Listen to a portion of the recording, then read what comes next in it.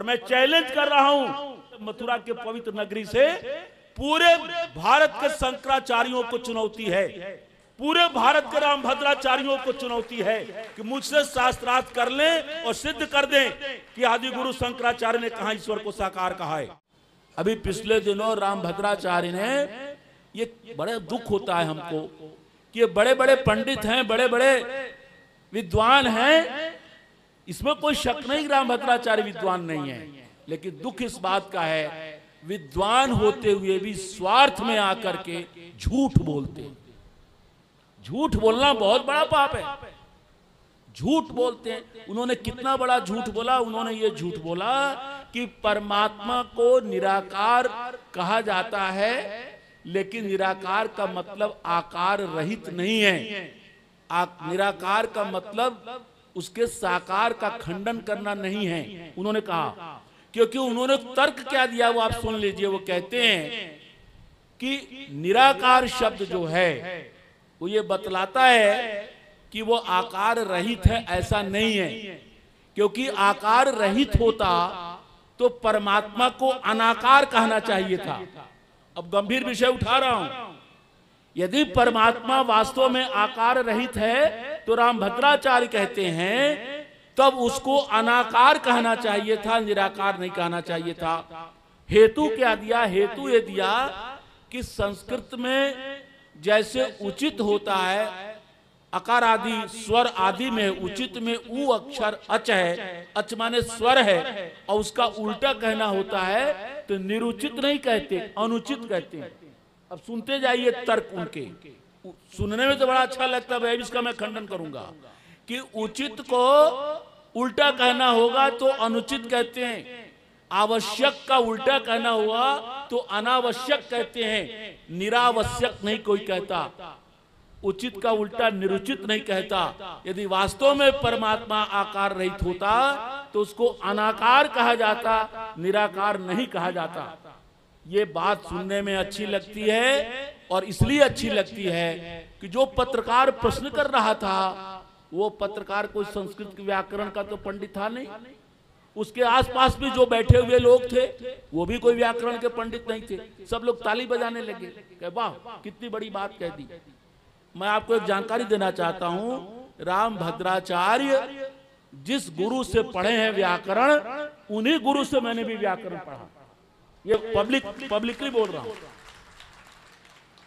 जिस संस्कृत विश्वविद्यालय में वो हमसे बड़े हैं, 3 साल आचार्य अंतिम वर्ष में थे, मैं शास्त्री द्वितीय अंतिम वर्ष में था।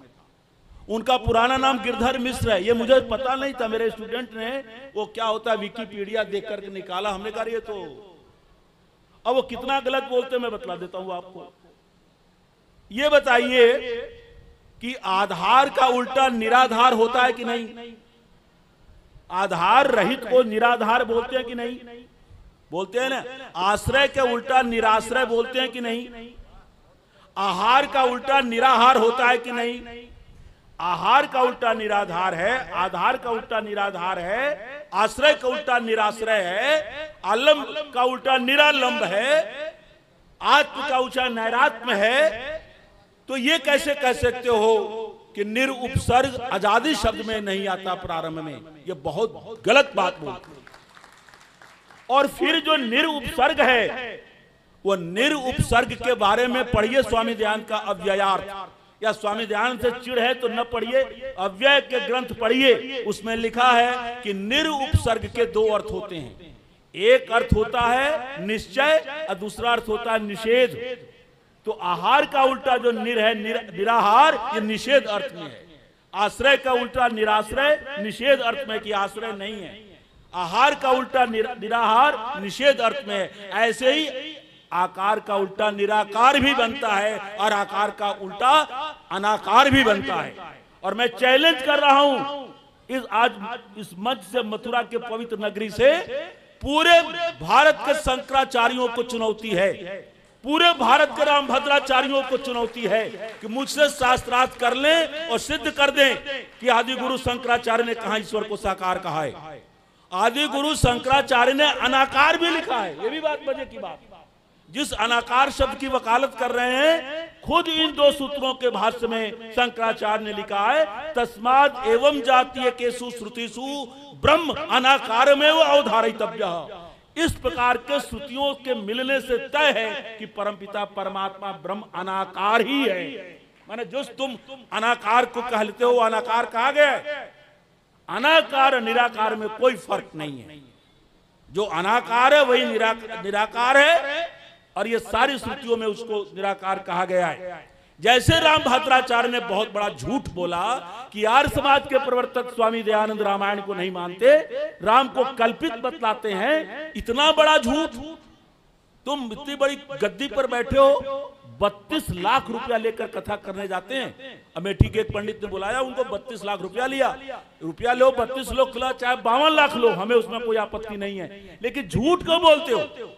स्वामी दयानंद के ग्रंथों को कोई न पढ़े, अब बिना पढ़े कह दे तो समझ में आता है, लेकिन आप अच्छी तरह जान लीजिए, ये जितने शंकराचार्य हैं, जितने राम भद्राचार्य हैं, ये जितने पंडित हैं, दयानंद के सारे ग्रंथों को पढ़ते हैं। ऐसा नहीं कि नहीं पढ़ते, सब पढ़ते हैं, लेकिन झूठ बोलते हैं। करोड़ों जनता को अंदर गफलत पैदा करते हैं झूठ बोल करके।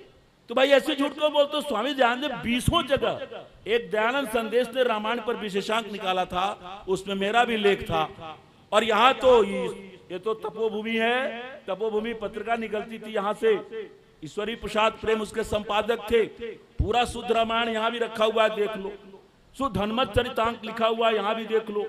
कितना लिखा है स्वामी दयानंद ने और स्वामी दयानंद के शिष्यों ने।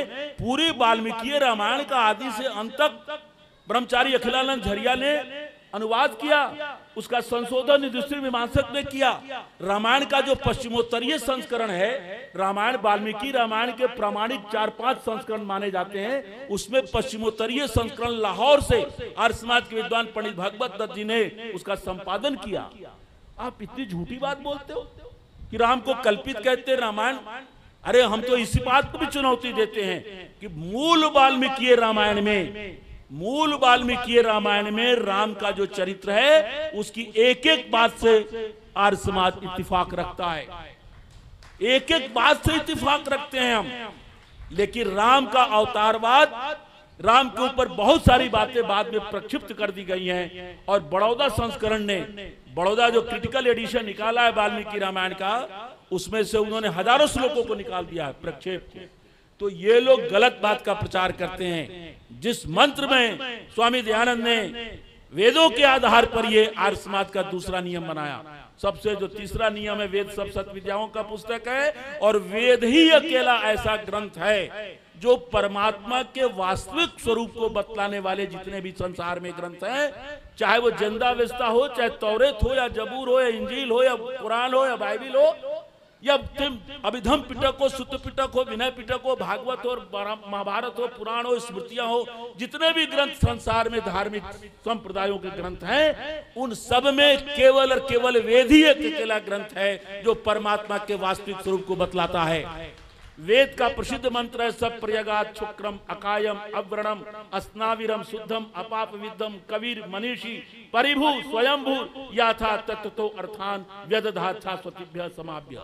शंकराचार्य ने वेदों का भाष्य नहीं किया, लेकिन बड़ी खुशी की बात है कि यह जो मंत्र है यजुर्वेद के 40वें अध्याय का मंत्र है, और यजुर्वेद का 40वां अध्याय ही ईशोपनिषद है। इसलिए ईशोपनिषद का भाष्य करते समय स्वामी शंकराचार्य ने लिखा है कि जब परमात्मा को अकायम कह दिया, अकायम माने वो काया रहित है, तो फिर अस्नाविरम क्यों कहा? भाई जब अकायम कह दिया तो शरीर ही नहीं है, तो स्नायु भी नहीं है, नसनाड़ी भी नहीं है। अव्रणम क्यों कहा? घाव कहां से होगा? जब शरीर ही नहीं तो व्रण नहीं होगा, घाव नहीं होगा, कोई छिद्र नहीं होगा। ये क्यों कहा? तो शंकराचार्य कहते हैं कि अकायम के साथ अव्रणम का लिखना, अस्नाविरम का लिखना, ये बतलाता है कि परमात्मा का स्थूल शरीर भी नहीं है, परमात्मा का सूक्ष्म शरीर भी नहीं है, और परमात्मा का लिंग शरीर भी नहीं। ये कितनी बड़ी बात है। जो पंच ज्ञानेंद्रियां, पंच कर्मेंद्रिया और पंच प्राण, ये 15 और मन बुद्धि चित्त अहंकार, ये 15 4 19 तत्वों के मिलकर के सूक्ष्म शरीर बनता है। तो जीवात्मा का सूक्ष्म शरीर तो है, हम मरने के बाद अपने सुख शरीर हम अगले योनियों में जाते हैं, लेकिन लिंग शरीर को लेकर हम मुक्ति तक में जाते हैं। लेकिन स्वामी शंकराचार्य जी महाराज कह रहे हैं कि परम पिता परमात्मा में न तो स्थूल शरीर है, न सूक्ष्म शरीर है, न लिंग शरीर है, कारण शरीर भी नहीं है। इससे बड़ी बात क्या हो सकती है?